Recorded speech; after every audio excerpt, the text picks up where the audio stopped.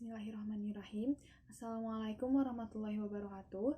Perkenalkan, nama saya Rismawati Nur Fauzia Parama dengan NPM 205213 dari kelas KSAP 20C. Di sini saya akan menjelaskan atau memaparkan materi tentang perencanaan strategis dan proses pemasaran. Perencanaan strategis merupakan proses manajerial untuk menghasilkan dan mempertahankan kesesuaian antara sasaran dan sumber daya organisasi dengan peluang pasar yang timbul. Dalam perencanaan strategis ini dan proses pemasaran ini memakai konsep portofolio bisnis yang dilakukan dengan dua matriks. Yang pertama ada matriks General Electric, yaitu menggunakan dua dimensi penting, market attractiveness atau daya tarik pasar dan competitive position, yaitu posisi persaingan. Yang kedua, ada matriks Product Life Cycle, menggunakan fase-fase yang dikelompokkan menjadi fase introduction, fase growth, fase maturity, dan fase decline. Lalu ada matrik BCG, yaitu digunakan untuk menganalisis unit bisnis atau lini produk mereka. Matriks ini membagi pasar berdasarkan tingkat pertumbuhan relatif dan pangsa pasarnya menghasilkan 4 komponen kuadran, yaitu cash cow, stars, question marks, dan dogs.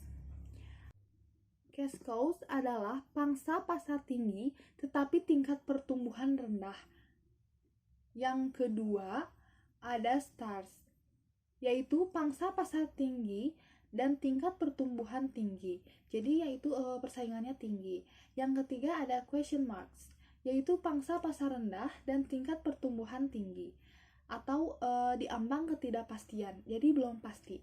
Yang keempat ada dogs, yaitu pangsa pasar rendah dan tingkat pertumbuhannya juga rendah.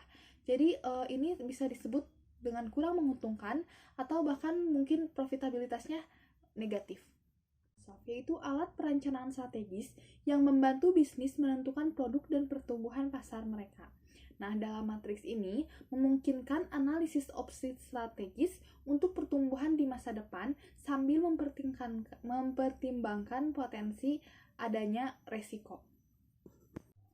Kuadran dalam matriks ini, yang pertama ada market penetration, yaitu memperluas volume penjualan menggunakan produk yang ada di pasar saat ini. Jadi dengan kata lain, mencoba meningkatkan pangsa pasarnya di dalam segmen pasar yang telah ada. Yang kedua, ada product development, yaitu berfokus pada menciptakan produk baru yang ditujukan untuk pasar mereka yang ada, untuk mencapai pertumbuhan mereka sebelumnya. Yang ketiga, ada product development, yaitu mencoba untuk memperluas ke pasar baru seperti geografis, negara, dan lain-lain, menggunakan produk yang sudah ada sebelumnya.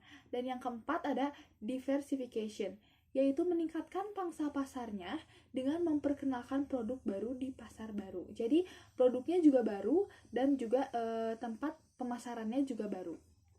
Selanjutnya ada analisa struktur pasar dan perilaku.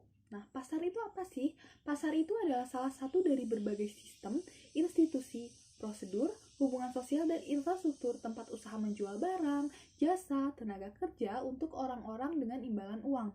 Nah, barang dan jasa yang dijual ini menggunakan alat pembayaran yang sah. Ada perilaku konsumen. Nah, proses dan aktivitas ketika seseorang berhubungan dengan pencarian, pemilihan, pembelian, penggunaan, serta pengevaluasian produk dan jasa demi memenuhi kebutuhan dan keinginan itu disebut dengan perilaku konsumen. Selanjutnya ada proses keputusan membeli terdiri dari pengenalan kebutuhan, pencarian informasi, evaluasi alternatif, kebutuhan pembeli, dan perilaku setelah membeli.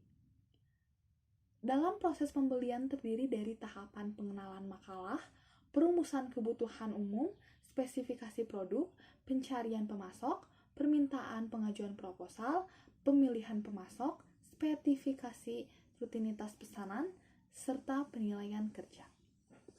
Selanjutnya ada riset pemasaran. Nah, riset pemasaran ini adalah desain, pengumpulan, analisis, dan pelaporan yang sistematis atas data dan segala penemuan yang relevan dengan situasi pemasaran tertentu yang dihadapi oleh perusahaan. Pada proses riset pemasaran ini, yang pertama ada merumuskan masalah. Nah, yaitu agar memahami dengan baik tujuan apa yang akan kita capai. Yang kedua ada menentukan desain riset. Nah, desain riset adalah prosedur tentang cara pengambilan data, cara pengujian hipotesis, dan juga kemungkinan untuk mengumpulkan kuesioner melalui berbagai metode yang dibutuhkan. Yang ketiga ada merancang metode pengumpulan data. Jadi kita metodenya dirancang untuk nanti dalam kumpulan datanya. 4. Ada mengambil sampel dan mengumpulkan data. Jadi kita mengambil beberapa sampel lalu kita mengumpulkan data dari hasil sampel tersebut. Yang kelima ada melakukan analisis dan interpretasi data.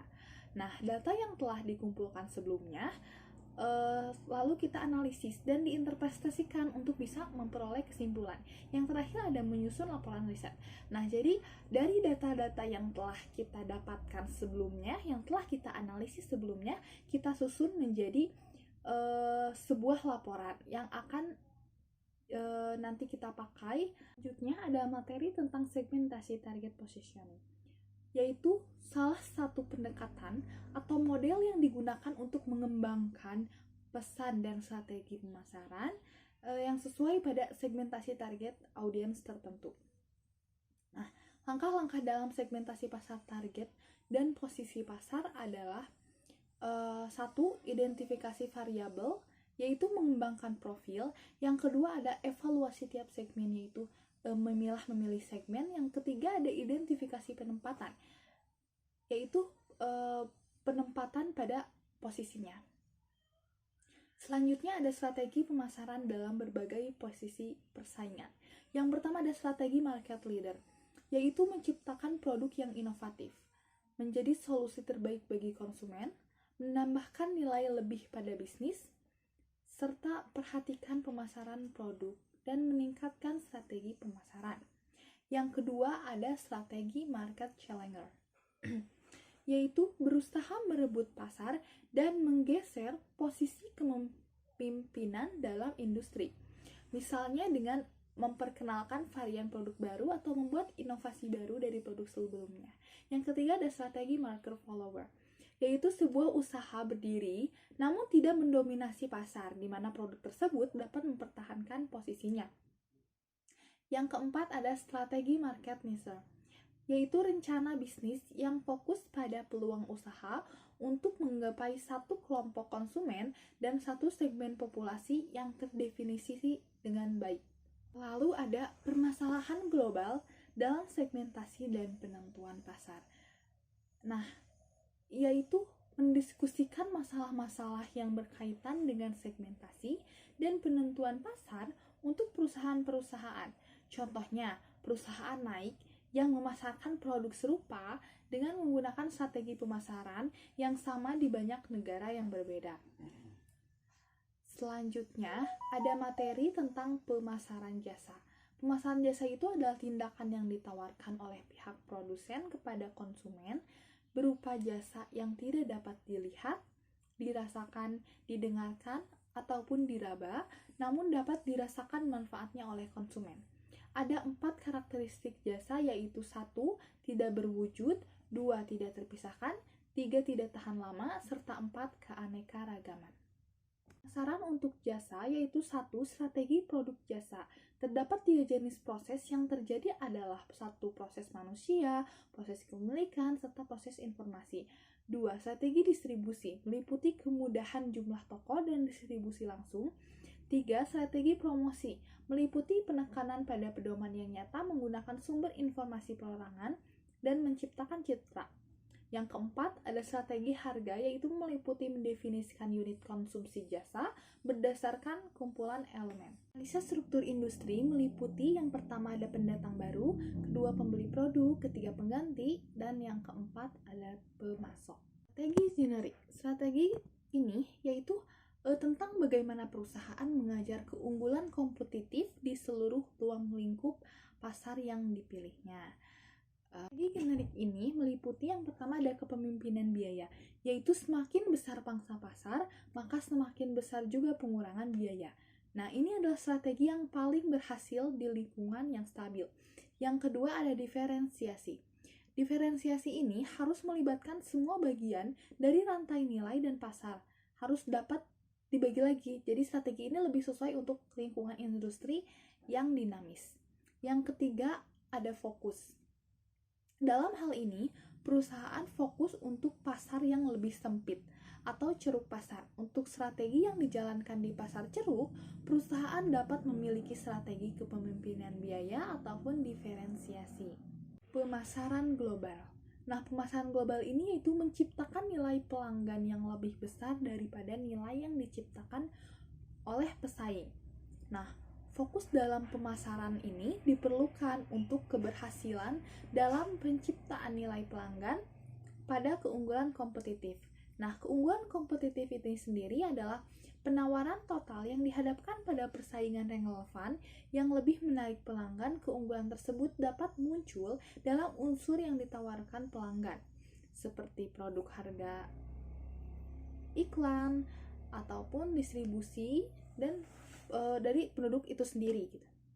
Nah, kekuatan yang mendorong dalam pemasaran global yaitu kebutuhan, pasar teknologi, biaya mutu, komunikasi dan transportasi, daya tuas ataupun keunggulan yang dimilikinya dengan mengembangkan 5 tipe daya tuas, yaitu transfer pengalaman, transfer sistem, penghematan skala, pendayagunaan skala, sumber daya, dan strategi global.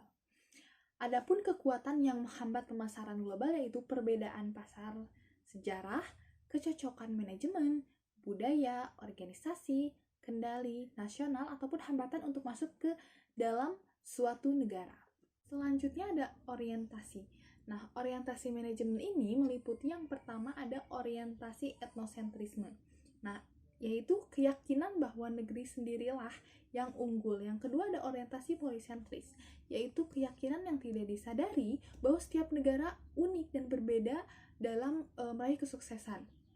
Yang ketiga ada orientasi regional, yaitu orientasi geosentris yang terbatas pada suatu wilayah regional.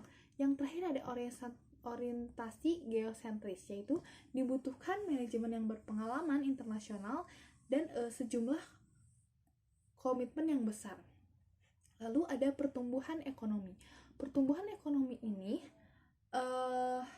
didasari dengan pertumbuhannya telah menciptakan kesempatan pasar. Adanya kesempatan pasar ini menjadi faktor pendorong perusahaan untuk memperluas jangkauan ke pasar internasional.